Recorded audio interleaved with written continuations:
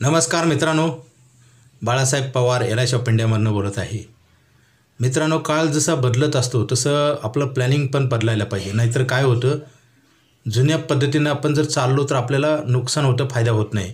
जसं आपण ड्रायव्हिंग करताना रस्ता जर क्रॉस असेल, वळणाचा असेल तर आपण गाडीचा हँडल वळवतो की नाही, स्टेअरिंग वळवतो. तसंच आहे मित्रांनो, आजच्या काळामध्ये इन्शुरन्सची खूप गरज आहे. आणि इन्शुरन्स नाही घेतला तर शेवटी कळायला लागतं की आपण चूक केली. मित्रांनो, इन्शुरन्स हा सेविंगच्या माध्यमातून घेता येतो. जसं इन्शुरन्सचे प्रकार बरेच असतात.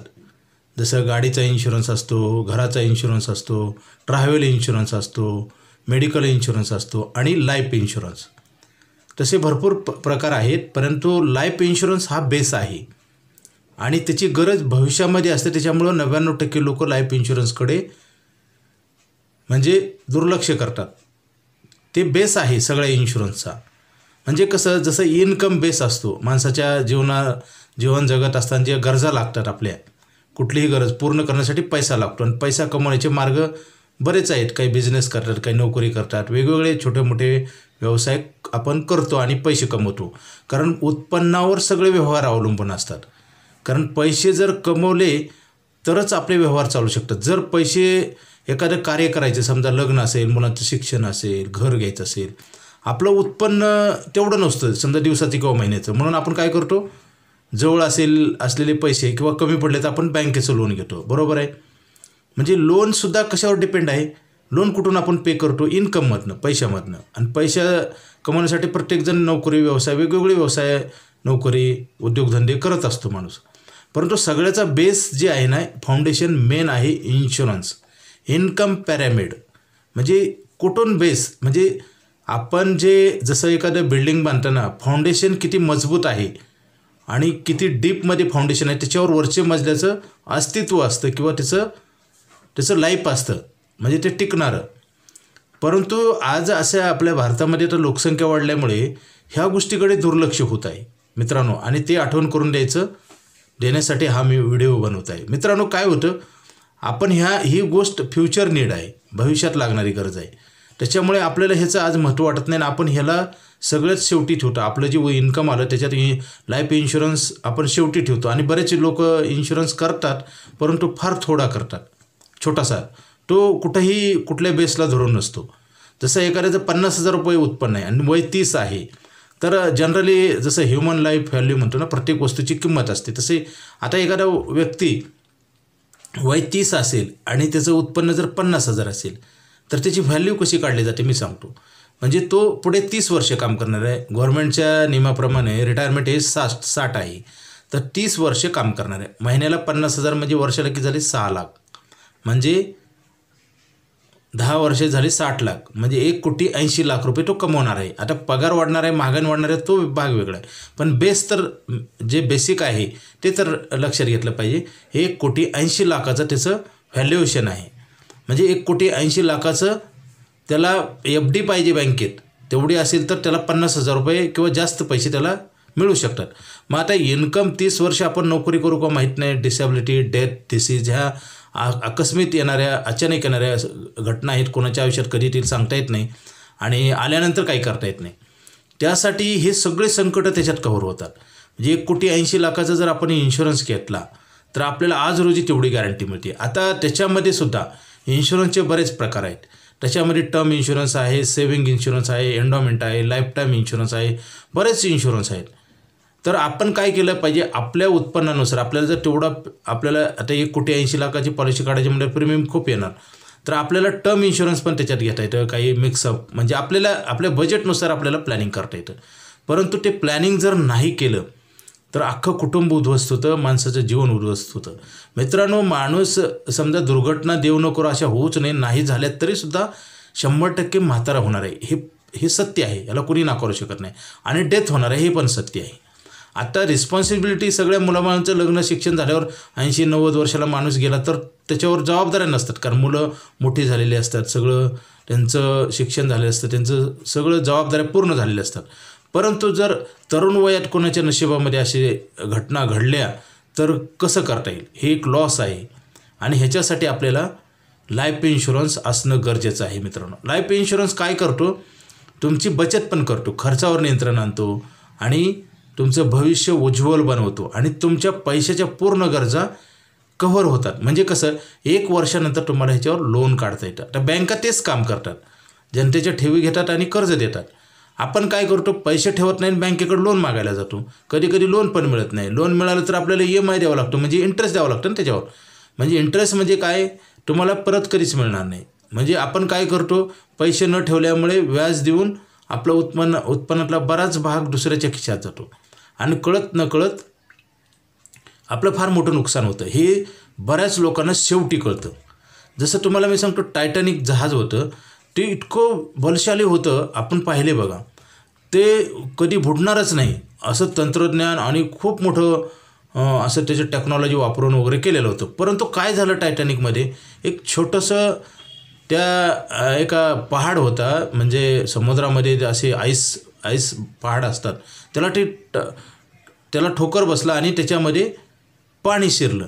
आता मला सांगा, ते जहाज न बुडणार सुद्धा बुडलं का? कारण पर्यायी व्यवस्था त्यांच्याकडे नव्हती. जसं मी नेहमी सांगतो, आपण जर बिल्डिंग बांधली, आजसुद्धा शहरामध्ये मोठमोठ्या बिल्डिंग आहेत, जिना जरी असेल, लिफ्ट जरी असेल, तरी लिफ्ट आपण असते ना वरती जायला 20 मजले 30 मजले 35 मजले, खूप मोठ्या मोठ्या मुंबईला तर मोठे बिल्डिंग आहेत, तर जिना पण असतो. जिना का आहे? कारण पर्यायी व्यवस्था. तसं माणसाच्या जीवनात तुम्ही जर पैसे चांगले कमवत असाल, नोकरी असेल, चांगला व्यवसाय असेल तुमचं, तरी पर्यायी व्यवस्था आपण करत नाही. त्याच्यामुळं आपण अडचणीत येतो. आणि भविष्यात काय होणार आहे, प्रत्येक माणसाचं जीवन हे नैसर्गिक आहे. भविष्यात काय घडेल कुणीही सांगू शकत नाही ना. जसं कोरोना आला, जगावर संकट आलं, काही होऊ शकतं ना, कुठल्याही क्षणाला काही होऊ शकतं. त्याच्यासाठी आपल्याकडे प्लॅनिंग नसतं. त्याच्यामुळेच माणसाचं जीवन उद्ध्वस्त होतं किंवा लोक गरीब होतात आणि संकटात सापडतात. माणसाचं विचारामुळंच बरंच काही माणसाचं चांगलं किंवा वाईट घडत असतं. आता कसं, दूरदृष्टी ठेवून जर विचार करून प्लॅनिंग केलं तर नक्की फायदा होतो, नुकसान होत नाही. जसं एखाद्या विद्यार्थी, लहान मुलं असतात, त्यांचं गोल असतं की मला डॉक्टर बनायचं, कोणी इंजिनियर, कोणी वकील. कारण मनामध्ये जी आपण ठरवलेलं असतं डेस्टिनेशन, जसं एखाद्या गावाला जाताना आपण रेल्वे स्टेशनला जातो आणि तिकीट मागतो, पण नुसतं तिकीट द्या म्हणल्यावर ते देईल का? नाही. आपल्याला कुठल्या गावाला जायचं ते सांगितलं पाहिजे. तसंच आहे जीवनामध्ये सुद्धा, तसंच आहे. तुम्हाला काय बनायचे, काय करायचं, तुमचं प्लॅनिंग काय फ्युचरचं, हे जोपर्यंत आपण ठरवत नाही तोपर्यंत, जसं एखाद्या पतंगाचा दोरा कट झाल्यावर पतंग कुठेही पडेल माहीत नाही, तशी अवस्था आहे. मित्रांनो, आज आपल्याकडे असंच घडते. जवळपास बरेच लोक ठरवत नाहीत आणि मग संकटात पण सापडतात. प्लॅनिंग नसतं त्यांच्याकडं. जसं आपण एखादी कार आहे, आपण शोरूममधनं काढली बाहेर, तर तिला एक 4 चाकं असले तरी एक 5वा स्टेपनी असते. कशासाठी असते? आता नवीन कार आहे तरी स्टेपनी का दिले? कारण इमर्जन्सी कधी येऊ शकते, पंक्चर होऊ शकते, काय पण होऊ शकतं ना. तसं आयुष्यामध्ये ही इन्शुरन्सची स्टेपनीचं काम करतं. किंवा एखाद्या घरामध्ये आपल्याकडं इमर्जन्सी लाईट असेल किंवा रेग्युलर लाईट असेल, तरी आपण मेणबत्ती, स्टार्च ठेवतो कोणी. कारण इमर्जन्सी कधी येईल सांगता येत नाही. इमर्जन्सी आल्यानंतर तुम्हाला काही करता येत नाही. रात्री दुकानं उघडे असतात का? समजा रात्री लाईट गेली 1 वाजता, तर तुम्ही काय करणार? म्हणजे स्टार्च असतो आपल्याकडे, मेणबत्ती असते. तसं मित्रांनो काय असतं, किंवा समजा मी नेहमी सांगत असतो, आपण माणसं पैसे कमवतो, आपण घर, जागा, संपत्ती, घरातील वस्तू असतात, फ्रीज असतं, TV असतं, घरात सोनं, चांदी, कपडे, घरात अनेक प्रकारच्या वस्तू असतात. त्याला काय करतो आपण? दार लावतो, आणि दारावर दार लावतो, कॅमेरे लावतो, वॉचमॅन ठेवतो. मला सांगा, एवढंच असूनसुद्धा आपण शेजाऱ्यापाजाऱ्याला सांगतो गावाला गेल्यानंतर लक्ष ठेवा म्हणून. मग सिक्युरिटी आहे ना. मग सिक्युरिटी निर्जीव वस्तूची आपण एवढे करतो, आणि ज्या माणसांनी पैसे कमवले, ही संपत्ती कमवली, त्याची आपण सिक्युरिटी घेत नाही. आपल्या भारतामध्ये काय झालेलं आहे, आता 4 व्हीलर 2 व्हीलरसाठी कायदा आहे इन्शुरन्सचा, परंतु माणसासाठी नाही. आणि त्याच्यामुळे बरेच लोक टाळतात, कारण कायदा असेल नंतर करावंच लागतं ना. मग इन्शुरन्स म्हणजे सिक्युरिटी, आणि ते पण सेव्हिंगच्या माध्यमातून. जसं बँकेत बचत करतो तसे आपले पैसे पण वाढतात आणि आपल्याला इन्शुरन्स मिळतो आणि वापरायला पण पैसे मिळतात. बघा, एका लाईफ इन्शुरन्समुळे कितीतरी फायदे होतात. माझं स्वतःचं उदाहरण सांगतो. मला सेविकास कोऑपरेटिव्ह बँकेने 50,000 रुपये कर्ज दिलं नव्हतं. 2004ची गोष्ट आहे. माझ्याकडे ITR होते, माझ्याकडे सगळं काही डॉक्युमेंट होते, गॅरंटर गव्हर्नमेंट होते. म्हणजे त्यांनी काय ऑब्झर्वेशन केलं की तुमचा बिझनेस आहे आणि तुमचं काही खरं नाही. मित्रांनो, काय असतं माहिती आहे का, खऱ्या गोष्टीला खोटं आणि खोट्याला खरं असं म्हणणारा हे कलियुग आहे मित्रांनो. मला त्यांनी असं म्हणलं, आता मला तर माहिती होतं मी प्रामाणिक आहे, इमानदार, मी पैसे पे करणार, तरी पण मला 50,000 रुपये कर्ज दिलं नाही. आज 20 वर्षानंतर मला 50 लाख रुपये लोन मिळते. असं कसं झालं जादू? त्यांनी तर म्हणले, तुमचा व्यवसाय आहे, तुमचं काही खरं नाही. मग असं का झालं? त्याचं कारण आहे, सत्य मार्गाने जर तुम्ही गेलात तर तुमच्या सगळ्या जे तुमच्या जबाबदाऱ्या पार पाडता येतात, तुम्हाला प्रगती करता येतं, तुमच्यासाठी सगळ्या गोष्टी काय मिळवता येतं आणि स्टेप बाय स्टेप जायला पाहिजे. जसं मी सेविंग केली, माझे 56 पॉलिसी आहेत. आता पॉलिसीज करायला लोक नको म्हणतात, कारण त्याच्याविषयी अज्ञान असतं, माहिती नसते. आणि माहिती घ्यायचं आपलं काम आहे. कारण आपल्याला जर जसं शाळेत मुलाला पाठवतो ना, आपण शाळा कॉलेजमध्ये असलं तरी सध्या क्लास लावतो. का लावतो? बरंच काही आपण करतो ना प्रोव्हिजन. का करतो? कारण ॲडिशनल इन्फॉर्मेशन आपण घेतली पाहिजे आपल्याला प्रगती करायची. जसं डॉक्टर, इंजिनियर, वकील व्हायचं असेल तर आपल्याला क्लास लावावा लागतो, अभ्यास करावा लागतो. आपण प्रयत्न केले तरच तुम्हाला डॉक्टर, इंजिनियर, वकील होता येते ना. तसंच आहे, तुम्हाला जर आर्थिक प्रगती करायची असेल, सुरक्षित आणि गॅरंटेड करायचं असेल तर हे फाउंडेशन आहे LIC ऑफ इंडिया. ही भारत सरकारची संस्था आहे. 1 रुपयाचा धोका नाही, भीती नाही आणि 1 वर्षानंतर वापरता येतात. लिक्विडिटी आहे. कॅपिटल आजच लिहून दिलेलं आहे. बाहेर कॅपिटलची गॅरंटी. कॅपिटल म्हणजे आपण जे पैसे ठेवतो ते. LICमध्ये आपण काय करतो, सर्वप्रथम आपण क्रिएट करतो आणि नंतर सेविंग करतो. जसं 10 लाखाची पॉलिसी केली तर आपण काय करतो, 2,000 रुपये भरतो आणि 10 लाख लिहून देतो आणि 10 लाखावर बोनस देतो. असं कुठंही होऊ शकत नाही. बाहेर बघा, बँकेत लोक RDचं अकाउंट काढतात, पोचतात. तर काय करतो आपण, थोडे पैसे वाढत असतात ना, बचत होते आणि त्याच्यात काही थोडंफार इंटरेस्ट मिळतं. परंतु उद्या जर काय झालं, ती गॅरंटेड नसतं. तुमचे पैसे आणि इंटरेस्ट मिळेल. इथं तसं नाही. 10 लाख देतो, 2,000 भरले की 10 लाख देतो आणि इंटरेस्ट पण आपण 2,000ला 4,000 इंटरेस्ट देतो. म्हणजे 4,000 इंटरेस्ट आणि तुमचे 6,000 रुपये जमा होतात. हे आपल्याला पाहायला पण मिळतात आणि 1 वर्षानंतर वापरता येतात. जसं माझं मी स्वतःचं लाईव्ह उदाहरण सांगतो. मला 50,000 रुपये कर्ज मिळालं, तर आज 50 लाख कसं मिळतं? विदाऊट मॉर्गेज, विदाऊट गॅरंटर, कसलंच, नो EMI, इंटरेस्ट रेट कमी. ही खरी प्रगती आहे मित्रांनो. परंतु हे 99% लोकांना समजतच नाही. आता काय करतात माहिती आहे का, इन्शुरन्स म्हणजे बऱ्याच व्यक्तीला तर वाटते मरण्यासाठी, म्हणजे अंधश्रद्धा आहे. जर मरण्यासाठी असतं तर लोकांचे मॅच्युरिटी क्लेम कसे मिळतात? म्हणजे आपण काय करतो, अपूर्ण माहिती किंवा चुकीची माहिती घेऊन जीवन जगतो आणि त्याच्यामुळं बरंच काही नुकसान होतं. वेळ ही फार महत्त्वाची असते. आपण वेळ निघून गेल्यावर तुम्हाला समजून उपयोग नाही. तसं पर्यायी व्यवस्था पाहिजे. आपण पैसे कमवतो, कुटुंब चालवतो, परंतु आपल्याकडे पर्यायी व्यवस्था, जर आपत्ती आली तर आपण पर्यायी व्यवस्था करण्यासाठी इन्शुरन्सची गरज आहे. आणि इन्शुरन्सचे भरपूर प्रकार आहेत. शेतातील शेतकऱ्याचा पीक विमा असतो, अनेक असतं, गुरंढोरं, घर, दुकान. ट्रॅव्हल इन्शुरन्स असतो, आपल्याला प्रवास करायचे 15 दिवसाचा, 1 वर्षाचा, महिन्याचा, बरेच काही इन्शुरन्सचे प्रकार आहेत. तर इन्शुरन्समध्ये सगळ्यात बेस्ट इन्शुरन्स लाईफ इन्शुरन्स आहे मित्रांनो. कारण जीवन आहे तर सगळं काही आहे आणि त्याच्यानंतर बाकीचे इन्शुरन्स. सगळे इन्शुरन्स महत्त्वाचे आहेत, नाही असं नाही. परंतु जसं इन्कमच जर थांबलं तर बाकीचे व्यवहार ऑटोमॅटिक बंद होतील ना.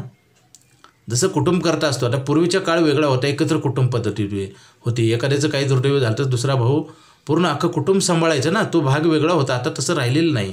काळ बदलते, तसं आपण प्लॅनिंग पण बदललं पाहिजे. नाही प्लॅनिंग बदललं तर काय होईल, आपणच संकटात येऊ. सांगणारा कधी संकटात येत नाही. आपण संकटात येऊन आपलं नुकसान होईल आणि हे शेवटी कळून उपयोग होत नाही मित्रांनो. 1 सेकंदसुद्धा आपल्याला पैशानं खरेदी करता येत नाही.